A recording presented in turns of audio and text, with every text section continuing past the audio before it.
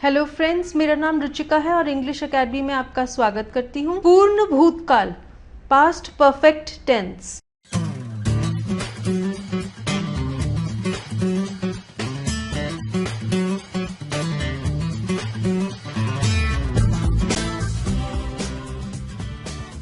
Friends, मैं आपको बताना चाहूंगी कि जैसा आप सुनेंगे वैसा ही आप बोलने में माहिरता हासिल करेंगे। इसलिए अंग्रेजी की वार्तालाप को सुनिए, वाक्यों को दोहराइए और व्याकरण पर बहुत ज्यादा ध्यान ना दीजिए। रादर आप जो सुनते हैं बस उसी को याद करके बोलने की कोशिश कीजिए। कैसे पहचानेंगे आप कि कोई वाक्य इस काल का है? जिस वाक्य के अंत में चुका था, चुकी थी, चुके थे, आए, वह इस पास्ट परफेक्ट टेंस का होगा। जो कार्य भूतकाल में ही शुरू हुए और भूतकाल में ही समाप्त हो चुके हैं, ऐसे कार्यों की जब आप बात करेंगे तो आप ये वाले नियम इस्तेमाल करेंगे। जब कार्य की पूर्ति का आभास मिले आपको कि कार्य खत्म हो गया है भूतकाल में, तो वो वाक्य पास्ट परफेक्ट टेंस के होंगे, पूर्ण भूतकाल। जब किसी भूतकाल में घटी हुई दो घटनाओं की बात करेंगे आप, तो जो पहले घटी है घटना, उसके लिए आप पास्ट परफेक्ट टेंस का इस्तेमाल करेंगे, और जो बाद में घटी है घटना, उसके लिए पास्ट इंडेफिनिट टेंस का प्रयोग होगा। पास्ट इंडेफिनिट टेंस की भी हमारे लेसन है, जिसके लिए आप इस वीडियो के अंत में जो लिंक दिया हुआ है उसे फॉलो कर सकते हैं। फ्रेंड्स, एग्जाम्पल देखिए, मैं पानी पी चुका था। इस वाक्य से पता लगता है कि पानी पीने का जो कार्य है वो भूतकाल में ही शुरू भी हुआ था और खत्म भी हो चुका है।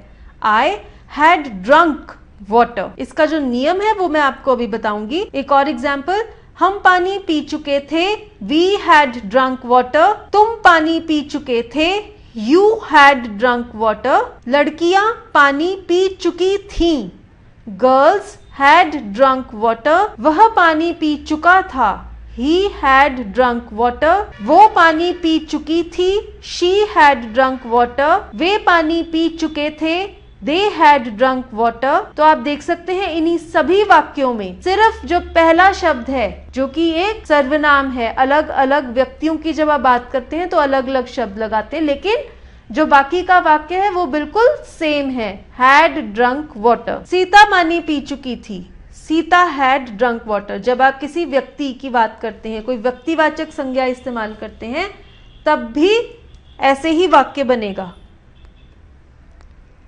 अब इसका नियम देखिए, आप हैड लगाएंगे और उसके साथ में आएगी वर्ब की थर्ड फॉर्म, जिसे हम पास्ट फॉर्म भी कहते हैं। फॉर्म्स ऑफ द वर्ब्स के लिए भी हमारा एक लेसन है, जिसके लिए आप इस वीडियो के अंत में जो लिंक दिया गया है उसे देख सकते हैं। जब आप कोई नेगेटिव वाक्य बनाएंगे, नकारात्मक वाक्य में हैड के साथ नॉट लगा देंगे, और जब कोई प्रश्न वाला वाक्य होगा तो वो शुरू ही होगा हैड से, और अंत में वाक्य के क्वेश्चन मार्क लगाना ना भूलिएगा। चलिए अब मैं आपको बताती हूँ कि जब आप कोई दो घटनाओं की बात करते हैं जो कि पास्ट में हुई थी, तो वाक्य कैसे बनेगा। मेरे स्टेशन पहुंचने से पहले गाड़ी छूट चुकी थी। तो ये दो घटनाएं हो रही हैं, एक तो है मेरे स्टेशन पहुंचने से पहले, और दूसरा गाड़ी छूट चुकी थी। तो इसे कहेंगे द ट्रेन हैड लेफ्ट। अब देखिए, पहले जो घटना हुई है वो है ट्रेन का जाना, तो इसे आप बोलेंगे द ट्रेन हैड लेफ्ट। ये है पास्ट परफेक्ट टेंस में, और अब पहले के स्थान पर बिफोर लिख दिया। अब जो बाद में घटना हुई, मेरे स्टेशन पहुंचने, इसको कहेंगे आई अराइव्ड। पहुंचने को कहते हैं अराइव्ड। अराइव्ड क्यों कहा मैंने? इसके लिए हमने यूज किया है past indefinite tense. Past indefinite tense का भी हमारा लेसन है, जिसे आप इस लेसन के अंत में जो लिंक दिया है वहां पे क्लिक करके देख सकते हैं। वाक्य था मेरे स्टेशन पहुंचने से पहले गाड़ी छूट चुकी थी। इसको कहेंगे the train had left before I arrived at the station. चलिए अब और एग्जाम्पल देखिए, मैं फिल्म देख चुका था, I had watched the movie. देखना को कहते हैं वॉच, और इसका जो पास्ट फॉर्म है, थर्ड फॉर्म है वॉच्ड। तो वाक्य बन जाएगा I had watched the movie. Negative वाक्य होगा मैं फिल्म नहीं देख चुका था, तो आप नियम इस्तेमाल कीजिए, मैंने बताया था नेगेटिव वाक्य का हैड के साथ नॉट लगा दीजिए। I had not watched the movie. जब प्रश्न होगा तो हम वाक्य शुरू ही करेंगे had से। Had I watched the movie। अगला एग्जाम्पल देखिए, जब आप एक से ज्यादा व्यक्ति हैं, हम पाठ पढ़ चुके थे।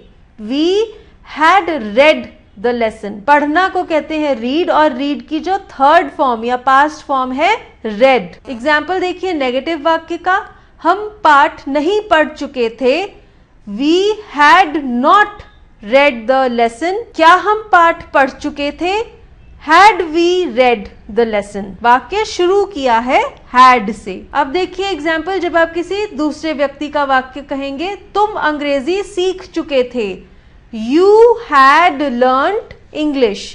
learnt क्या है? कार्य है सीखना। सीखना को इंग्लिश में कहते हैं learn, और इसकी जो थर्ड फॉर्म पास्ट फॉर्म है learnt।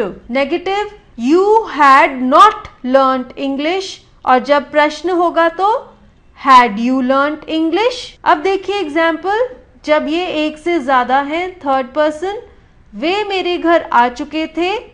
They had come to my house। वे मेरे घर नहीं आ चुके थे। नेगेटिव वाक्य, They had not come to my house। जब प्रश्न है, क्या वे मेरे घर आ चुके थे? Had they come to my house। जब वाक्य है, बच्चे मेरे घर आ चुके थे, ये एक हमने जातिवाचक संज्ञा कॉमन नाउन लगाई है। Children had come to my house। जब नेगेटिव है, Children had not come to my house, और जब प्रश्न है, had children come to my house। अब ये देखिए एग्जाम्पल थर्ड पर्सन सिंगुलर का, वह मछली पकड़ चुका था। He had caught fish। जब आपका वाक्य है नेगेटिव, वह मछली नहीं पकड़ चुका था। He had not caught fish। और जब आपका वाक्य प्रश्न का होगा, क्या वह मछली पकड़ चुका था? Had he caught the fish। वाक्य शुरू होगा हैड से। अब देखिए यहाँ पे मैंने एक व्यक्तिवाचक संज्ञा प्रॉपर नाउन लगाई है। राजू मछली पकड़ चुका था। Raju had cot fish. ये आपके अभ्यास के लिए है। मैं टेलीविजन देख चुकी थी। इंग्लिश में आई हैड वॉच्ड टेलीविजन। हम खाना पहले ही खा चुके थे। We had already eaten our meal. वह मेरे उठने से पहले ही जा चुका था। He had left before I woke up। अब ये भी दो घटनाओं का एग्जाम्पल है। वे गाना गा चुके थे। They had sung the song। क्या हम कपड़े धो चुके थे? Had we washed the clothes। Thank you हमारा लेसन देखने के लिए, और ये दिए गए लिंक्स हैं, यहाँ पे आप और लेसन्स भी देख सकते हैं, और इंग्लिश एकेडमी को जरूर सब्सक्राइब कीजिए।